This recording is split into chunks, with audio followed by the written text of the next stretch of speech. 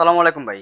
হ্যাঁ হাসান বলো। ভাই রিয়ামের কথা বলছিলাম না, রিয়ামের কমিটিতে রাখেন না ভাই, ওর পিছে লোক বেশি। তুমি না বললা রিহাবের নাম দিতে? রিয়ামের কমিটিতে রাখলে ভাই আমার অনেক বড় সমস্যা হয়ে যাবে। ওর পিছে লোক বেশি, তাছাড়াও এলাকার জনপ্রিয়তা ওর খুবই ভালো। আপনি রিয়ামের জায়গায় নন রে ঢুকাই দেন। যার কথা বলতেছো সে কি পারবে এতগুলো টাকা দিতে?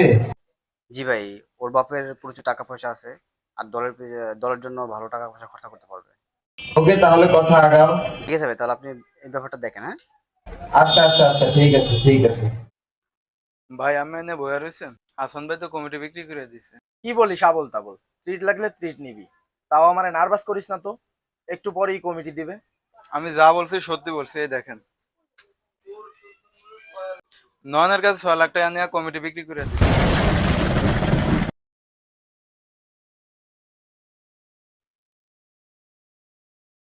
আসসালামু আলাইকুম ভাই। জি ভাই, তো আলহামদুলিল্লাহ। ভাই এবারের কমিটিটা আমার মনের মতো হয়েছে ভাই।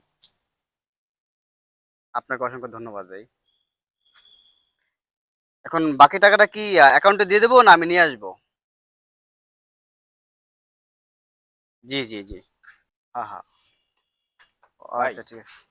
ভাই আপনি আমার সাথে এটা কি করলেন?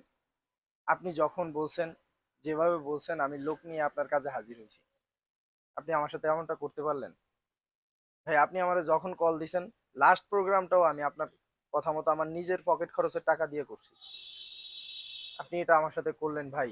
আমার লগের বন্ধু বান্ধব সব বিদেশে সেটেল হয়ে গেছে, আমি একা আপনার পিছনে রাজনীতি কইরা দেশে বইরা আছি।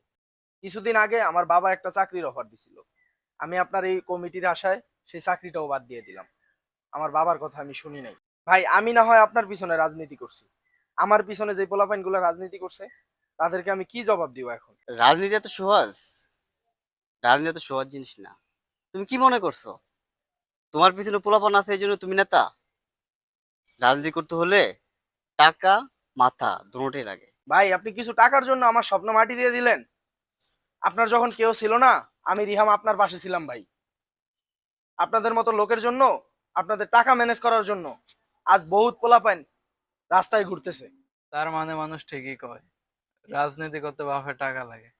তার মতো আপনি আমার স্বপ্নটা ভাঙিয়ে দিলেন ভাই। তার মতো লোককে আপনি টাকার কাছে হারিয়ে দিলেন।